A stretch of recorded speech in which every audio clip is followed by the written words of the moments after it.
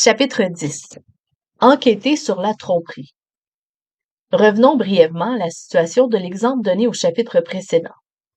Une missionnaire s'inquiétait du sort de deux jeunes filles livrées de force à la prostitution dans un bordel dirigé par des policiers corrompus du quartier. Ce type de maison close pourrait se situer n'importe où. Manille, Bombay, Lagos, Rio de Janeiro, Kiev, la Nouvelle-Orléans, peu importe. Quel que soit le contexte précis, l'injustice s'y exerce en suivant les mêmes principes. Comme nous l'avons constaté, ces filles sont victimes de coercition et de mensonges. La question urgente de la missionnaire est: quelqu'un peut-il les secourir? Notre appel spirituel est pratique. Pour lui répondre, nous devons nous montrer très pratiques. Certains chrétiens estimeront peut-être que les moyens et les méthodes utilisées pour lutter réellement contre l'injustice sont trop concrets. Le discours pourrait globalement leur paraître trop peu spirituel, trop humain, voire profane. Mal à l'aise, quelques-uns diront: nous n'avons pas à lutter contre la chair et le sang, mais contre les principautés, contre les pouvoirs, contre les dominateurs des ténèbres d'ici-bas, contre les esprits du mal dans les lieux célestes. Il cite Éphésiens 6:12. Pourtant, Jésus, qui n'était pas trop spirituel pour ce monde il y a 2000 ans et qui ne l'est pas davantage aujourd'hui, savait que les dominateurs des ténèbres d'ici-bas et les esprits du mal dans les lieux célestes se manifestent ici et maintenant sous la forme de souffrances, d'abus et de péchés très concrets. Il contrait ces forces par des actes d'amour. Le Christ nous a appelés à l'imiter. L'amour est un appel à la fois profondément mystique et extrêmement pratique. En vertu d'un mystère insondable, quand nous nourrissons les affamés, quand nous rendons visite aux malades ou quand nous habillons le démuni, nous le faisons pour Jésus en personne. Matthieu 25. N'hésitez pas à les relire. Jésus a donné un exemple de cet amour.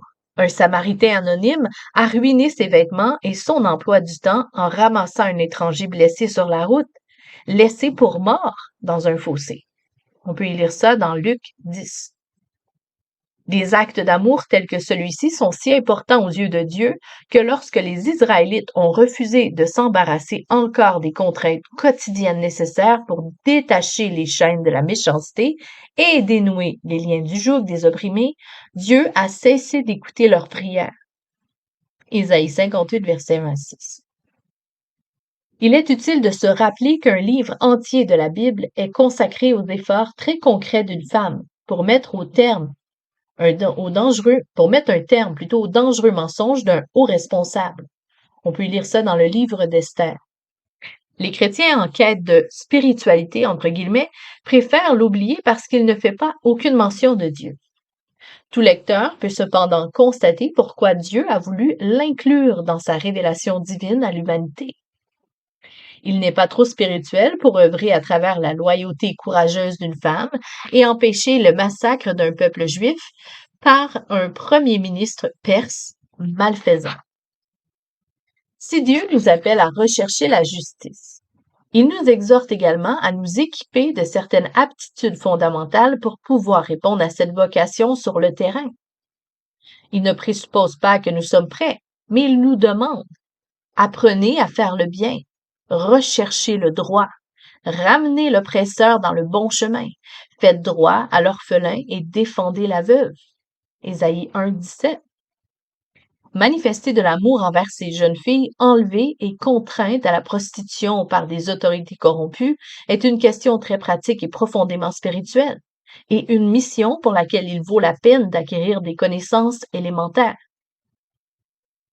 Comme nous l'avons appris dans le chapitre précédent, pour sauver ces jeunes filles ou toute autre victime d'injustice, nous devons vaincre la duplicité et la coercition de l'oppresseur. S'agissant de deux tâches très différentes, il est intéressant de les examiner séparément. Dans ce chapitre, nous verrons comment aborder la première qui consiste à mettre en lumière les mensonges. Le chapitre 11 sera consacré à la seconde partie, l'intervention en faveur des victimes. La mise à nu des tromperies se résume à un processus en 3 étapes, qui se chevauchent largement. Rassembler les faits, les étayer en posant les bonnes questions et collecter toutes les preuves. Première étape, rassembler les faits.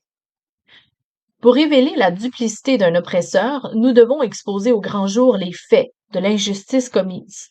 Nous devons découvrir la vérité sur la coercition exercée, c'est-à-dire la victime, la blessure, la méthode et l'auteur, sur le soutien dont bénéficiait l'oppresseur, celui qui l'envoie ou le commande, et sur la prétendue légitimité invoquée par l'abuseur, c'est-à-dire la légalité ou l'autorité exercée. En règle générale, l'enquête factuelle est entravée par plusieurs obstacles. Les victimes elles-mêmes, le besoin de connaissances spécifiques et le risque encouru en remettant en question les mensonges de l'oppresseur. Le premier obstacle, c'est les victimes elles-mêmes et leurs conseils. Le premier obstacle peut paraître paradoxal, mais il est authentique. La plupart des victimes et leurs conseillers, plus ou moins impliqués, attendent que justice soit faite sans devoir présenter tous les faits. C'est compréhensible. En réalité, les raisons pour lesquelles elles ne fournissent pas spontanément tous les données sont multiples. Premier point, les victimes n'éprouvent pas le besoin de noter les faits puisqu'elles se doutent absolument pas de ce qui s'est passé. Après tout, elles étaient présentes. À leurs yeux, les événements ne sont pas sujets à caution. Par conséquent, même si de nombreux détails sont connus, ils ne préfigurent pas parmi les éléments du récit et ne sont pas révélés. Les gens sont tellement pris émotionnellement par l'énormité de l'abus dont ils ont été victimes ou les témoins qui ne se concentrent pas sur les détails de la situation, autant d'éléments qui paraissent relativement superflus par rapport à la tragédie vécue. Si une jeune fille a été enlevée et emmenée de force à un bordel, par exemple, elle ne pensera probablement pas que le jour de la semaine où cela s'est produit importe énormément. Il en va de même du prisonnier torturé par un groupe de policiers. La première description de sa terrible épreuve ne fournira probablement aucune information sur l'identité du policier qui l'a frappé sur la bouche avec sa matraque. À moins qu'on lui pose directement la question, il pourrait considérer ce fait insignifiant et sans conséquence, surtout en comparaison de la douleur provoquée par un tel coup. De même, si nous demandons à une pauvre veuve de nous raconter comment un groupe d'hommes armés, envoyés par le propriétaire de l'hacienda voisine, a détruit sa petite maison et l'a chassée de ses terres, il est très probable qu'elle nous racontera toute l'histoire, peut-être même avec moult détails, mais sans jamais en préciser la date. Si nous omettons de poser expressément la question, nous obtiendrons un récit tragique, mais qui ne sera pas situé précisément dans le temps. De manière plus générale, si nous ne nous montrons pas systématiques dans notre enquête, nous ferons l'impasse sur de nombreuses données pertinentes. Autre point, les défenseurs compatissants de la victime répugnent généralement à poser des questions du type «Comment le savez-vous?» En tentant plutôt de rassembler les faits auprès de la victime ou de ses proches, il est souvent nécessaire de poser cette question embarrassante. Comment le savez-vous? Imaginez à nouveau notre missionnaire qui confie aux membres de l'Église que des jeunes filles ont été enlevées et emmenées de force dans un bordel. Il serait assez peu naturel pour le public présent de lui demander «Mais comment savez-vous si ces filles ont vraiment été enlevées?»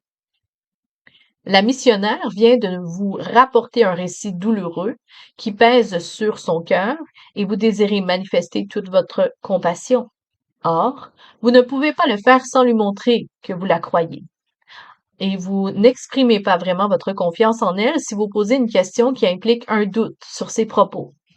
Et en règle générale, des personnes douces et compatissantes ne procèdent pas au contre-interrogatoire d'une victime qui leur confie sa souffrance. C'est ainsi qu'elles ne posent pas les bonnes questions et n'obtiennent jamais les réponses nécessaires pour déterminer précisément les faits de l'abus. Autre point. Les victimes et leurs défenseurs oublient aisément que leurs dires devront être prouvés devant des individus peu désireux de les croire face aux dénégations vigoureuses et mensongères de leurs agresseurs. En se basant sur le récit de l'abus, tel que le rapportent les victimes et leurs plus proches amis, nous recueillerons au total très peu des faits dont nous avons réellement besoin pour obtenir justice. Dès lors, pour rassembler les éléments nécessaires, nous devons mener une enquête très systématique, en rappelant aux victimes et à leurs défenseurs la nécessité d'apporter des preuves, à savoir des faits spécifiques sur la situation, et même s'ils leur paraissent triviaux. Au bout du compte, ces détails constitueront un dossier beaucoup plus solide contre les agresseurs et offriront une probabilité bien plus grande de les faire traduire en justice. Un autre point, certains faits sont tout simplement ignorés des individus les plus pauvres et les plus vulnérables du monde, comme l'orthographe de leur propre nom. Beaucoup de personnes défavorisées ne jouissent pas du luxe de pouvoir garder une trace des faits. La plupart des survivants du génocide rwandais que j'ai interrogés ne possédaient pas de montre et ne pouvaient donc pas me dire à quelle heure du jour ou de la nuit le pire événement de leur vie s'était produit. La prostitution enfantine est illégale, mais si la petite fille ignore son âge, nous ne savons pas si la loi la considère encore comme une enfant. Si l'ouvrier en servitude ne peut ni lire ni écrire ni effectuer de simples calculs, il ne songera jamais à réclamer le suivi de sa dette par écrit et il n'aura pas la moindre idée du taux d'intérêt qui lui est appliqué, alors que celle-ci peut aller jusqu'à 1000% par an. Deuxième obstacle, le besoin de connaissances et d'aptitudes spécialisées. La récolte des faits est aussi compliquée par la nécessité de posséder des connaissances spécifiques. Sans l'aide d'experts juridiques, médicaux et criminels, certaines enquêtes sont impossibles à mener. Prenons l'exemple expert juridique. En guise de préliminaire, il est important de recevoir de l'aide pour déterminer quels faits doivent être rassemblés pour prouver que l'abus a bien eu lieu. Une preuve légale fait souvent appel à plus de détails que nous le pensons. Les avocats ont coutume de dire qu'il faut prouver les éléments du crime. Par exemple, un viol se compose généralement de deux éléments. Le premier, un contact sexuel auquel, le numéro 2, l'autre personne ne consent pas. Chaque pays applique des règles différentes à l'égard du type de contact sexuel qui doit être prouvé et à l'égard des faits qui établissent l'absence de consentement. Ainsi, certains États exigent que la jeune fille ou la femme démontre avoir activement résisté à l'agresseur présumé. D'autres, par contre, reconnaissent qu'une femme peut se sentir trop effrayée pour résister activement et peut penser qu'elle risque d'être blessée plus gravement encore en se débattant. Imaginez une jeune fille menacée d'une arme par son violeur et contrainte ensuite de démontrer qu'elle lui a physiquement résisté. L'absurdité de ces lois a mené à l'abandon de ces critères dans la plupart des pays occidentaux.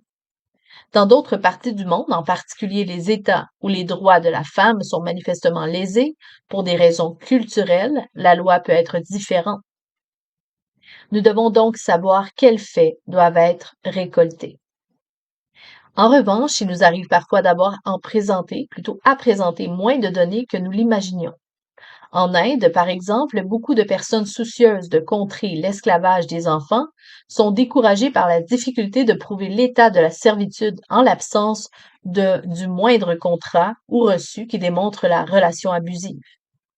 Or, en vertu de la loi indienne, la présentation d'éléments de preuve est supposée être du ressort du prêteur sur gage et non de l'ouvrier. La loi décrète qu'il suffit à l'ouvrier exploité de déposer plainte pour servitude et qu'il incombe alors au prêteur sur gage de prouver qu'il n'est pas son esclave. Démontrer à décharge est très difficile, surtout sans pièce justificative. L'absence de contrat est donc le problème du prêteur sur gage et non celui de l'ouvrier. Il arrive qu'une certaine connaissance technique de la loi permette de cerner la question qui doit être posée, mais aussi alléger le poids de l'enquête à mener. Autre point, les experts médicaux. Établir l'aspect incontesté de l'abus et même l'identité de la victime représente parfois un véritable défi. Je me souviens avoir participé à l'exhumation du corps d'une femme philippine. Elle avait été cruellement violée, torturée et assassinée par un groupe de soldats complètement ivres sur l'île de Samar. Témoin de l'horreur, le frère de la victime avait pu s'échapper et raconter toute l'histoire. Néanmoins, il fallait absolument retrouver le corps de la victime pour prouver que le meurtre avait bien eu lieu. Son frère nous a donc emmenés à l'endroit où il savait que les soldats avaient enterré la jeune femme. Or, elle ne s'y trouvait plus. Les soldats avaient manifestement déplacé la dépouille. Que devions-nous faire? Comment réclamer justice pour cette jeune femme et sa famille si nous ne pouvions même pas prouver qu'il lui avait arrivé malheur? Heureusement, quelques médecins légistes nous accompagnaient et en filtrant la terre, ils ont pu trouver des échantillons de tissu humain suffisants et d'autres preuves matérielles pour étayer le témoignage du frère. Autre point, expert criminel. Revenons aux 3 jeunes filles kidnappées et emmenées dans un bordel. Comment la missionnaire va-t-elle pouvoir établir les faits? Nous sommes disposés à croire ses propos, mais si elle ne peut pas expliquer dans les détails qui sont les filles, où elles sont retenues, pourquoi elle pense qu'elles sont détenues là-bas, et surtout comment elle a eu connaissance de chacun de ces éléments, elle ne pourra pas réclamer que justice soit faite elle-même. Par ailleurs, il peut s'avérer assez délicat de recueillir ces informations. Et je ne reconnais pas beaucoup de missionnaires qui ont reçu la formation nécessaire pour mener une telle enquête. Cela ne signifie pas pour autant qu'elle ne puisse pas être effectuée. International Justice Mission, par exemple, a élaboré et déployé des techniques secrètes pour localiser de tels établissements, y pénétrer et filmer les filles qui y sont détenues. C'est un travail difficile que nous confions à des enquêteurs criminels expérimentés, membres de notre personnel. Le troisième obstacle, le risque de blessures physiques. Si nous voulons recueillir des éléments nécessaires pour démasquer la tromperie, nous devons affronter un troisième obstacle, le danger physique. De nombreux pays où règne l'injustice sous ses formes les plus brutales sont difficiles d'accès ou manifestent un degré élevé d'insécurité civile ou violence gratuite. Même dans un contexte relativement accessible et stable, nous pouvons nous sentir menacés si nous posons trop de questions sur des individus violents et calculateurs. Il est toutefois possible d'évaluer et de gérer les risques. Nous ne sommes pas tous aussi vulnérables. Ce qui peut être très dangereux pour une personne peut ne pas l'être pour une autre.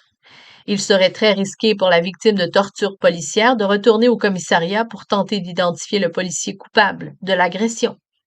Par contre, quelqu'un d'autre peut se présenter en toute sécurité au poste de police avec un prétexte plausible et une description du policier pour y trouver la même information. Dans la plupart des cas, nous pouvons déterminer qui court des risques et qui n'en court pas.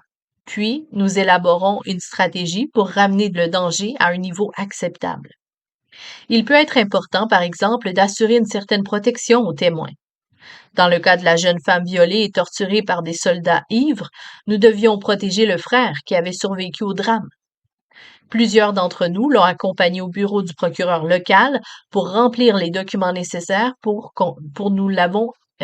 puis nous l'avons amené ainsi que sa famille dans une autre province du pays où il a pu séjourner en lieu sûr jusqu'à l'étape suivante de la procédure. Il existera toujours des contextes où il est humainement impossible d'opérer en toute sécurité. Et en pareilles circonstances, il se peut que nous ne puissions effectivement rien faire. Nous sommes cependant en mesure de distinguer les contextes qui paraissent plus dangereux qu'ils ne sont vraiment ou qui ne le sont que pour certaines personnes en particulier. Deuxième étape, étayer les faits en posant les bonnes questions. Pour dévoiler les mensonges de l'oppresseur, nous devons mener un examen très consciencieux et très systématique des faits, ce qui implique notamment de rédiger une liste complète des questions à poser. Comme nous l'avons déjà dit, cette liste couvrira généralement les points suivants. Première, qui est la victime? Seconde, quelle est la nature de la blessure? Comment la victime a-t-elle été blessée? L'oppression ou l'abus continue-t-il? Autre question, quelle est la méthode ou le moyen utilisé pour blesser ou pour abuser? Comment et quand et où l'oppresseur se rend-il coupable de cet abus ou de cette agression? Autre point, qui est l'oppresseur et pourquoi commet-il cet abus? Autre, la personne qui exécute effectivement l'abus est-elle envoyée par une autre ou dépend-elle d'une chaîne de commandement ou d'une autorité? Si oui, qui est son supérieur ou son protecteur? Autre question, L'auteur, son commandant ou son protecteur revendique-t-il une forme de légitimité ou d'autorité légale pour justifier l'abus? Quelle est la base de sa revendication? Les actes de l'oppresseur sont-ils légaux dans la société? Voilà les principales questions qui doivent trouver réponse. En outre, en enquêtant de la sorte, nous devons constamment nous demander: comment savons-nous ce que nous pensons savoir? À chaque étape du processus, il faut revenir à cette question trop souvent négligée. Comment savons-nous que les filles ont été emmenées de force dans un bordel? Comment savons-nous que le groupe armé a été envoyé par le propriétaire terrien? Souvent, la réponse ressemble à: eh bien, mon frère m'a dit que son voisin l'avait appris de son collègue de travail, ou tout le monde le sait, ou encore sa mère l'a lu dans les journaux. Et en pareil cas plutôt, nous aurons du pain sur la planche. Cette question est essentielle parce que, pour défendre la victime, nous devrons présenter nos informations à des gens qui ne voudront pas nous croire, tandis que les oppresseurs nieront ouvertement tous nos propos. Ils élaboreront une version alternative des événements. Ils convaincront leurs amis de mentir pour les soutenir. Persuadés que la meilleure défense consiste à attaquer, ils avanceront même des allégations honteuses, humiliantes et dangereuses à notre égard. Dans un tel contexte, il est particulièrement recommandé d'étayer soigneusement tous les éléments que nous pensons connaître. Troisième étape, rassembler toutes les preuves. Dans la pratique des faits seront étayés plutôt. Le premier, grâce à ce que l'auteur de l'abus reconnaît, grâce à ce que d'autres ou nous avons vu, ont entendu directement, grâce à ce que des éléments matériels révèlent. L'information se présente souvent sous trois formes. La première, ce que les gens ont écrit ou enregistré, ce sont les preuves documentaires. Ce que les témoins ont déclaré, ce sont les preuves testimoniales.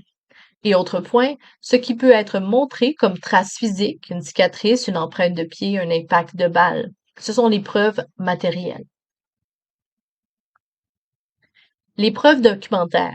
Les preuves les plus percutantes et les plus difficiles à obtenir sont généralement fournies par les propos ou le comportement des oppresseurs eux-mêmes.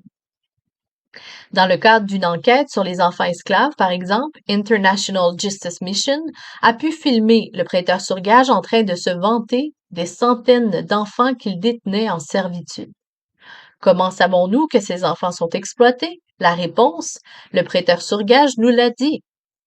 Certaines fois, nous parvenons à poser des questions très précises à de hauts responsables sur une personne ou une situation et nous les amenons à choisir entre reconnaître certaines informations ou risquer d'être pris plus tard en flagrant délit de tromperie. Nous pouvons parfois aussi nous procurer une copie du compte rendu des faits écrits par l'oppresseur lui-même, comme un journal de bord militaire qui indique si un certain prisonnier a été détenu au camp, à quelle période et pourquoi. Il peut aussi arriver que les coupables tiennent des propos malencontreux en public, qui sont ensuite relayés par la presse. Les preuves testimoniales, c'est la plupart des éléments probants, se présentant toutefois sous la forme de déclarations testimoniales de la part des témoins, soit les victimes, soit d'autres observateurs ou intervenants. Par exemple, si nous pouvons faire sortir les filles du bordel, elles peuvent nous raconter comment elles sont arrivées là et qui les y a amenées. Si le prisonnier disparu a été arrêté chez lui, les membres de sa famille peuvent dire qui sont ceux qui l'ont amené, quand et comment, ce qu'ils ont dit et à quoi ils ressemblaient. Si les contacts peuvent être établis au sein d'un groupe paramilitaire, ils peuvent révéler qui leur a fourni leur arme et qui paie le carburant de leur véhicule. Les preuves matérielles. Après avoir obtenu le récit des faits, les détails seront étayés ou contredits par des éléments matériels. Si les blessures de prisonnier correspondent à son témoignage, nous saurons qu'il a été torturé, pas seulement parce qu'il l'a affirmé, mais parce que l'examen médical de son corps en témoigne aussi. Si les douilles correspondent aux munitions distribuées de l'armée gouvernementale, les preuves matérielles confirment le récit des villageois. à savoir que les hommes qui ont attaqué ce village de minorité ethnique étaient vraiment membres de l'armée, malgré leurs vêtements civils.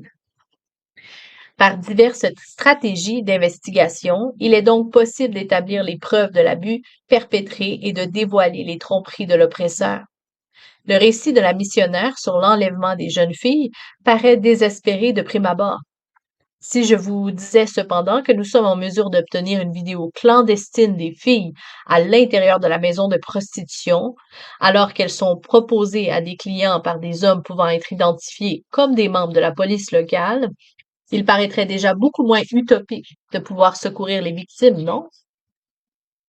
Peut-être pouvons-nous trouver ces informations quelque part et obtenir leur libération. Le pouvoir des informations factuelles est tel. Elles sont généralement difficiles à trouver, très difficiles même, mais une fois que les données nécessaires ont pu être isolées, nous pouvons mettre au point un plan ciblé et mobiliser l'expertise et les ressources exigées pour les rassembler. Puis, nous pouvons passer à l'étape suivante, intervenir pour les victimes. À bientôt pour la suite.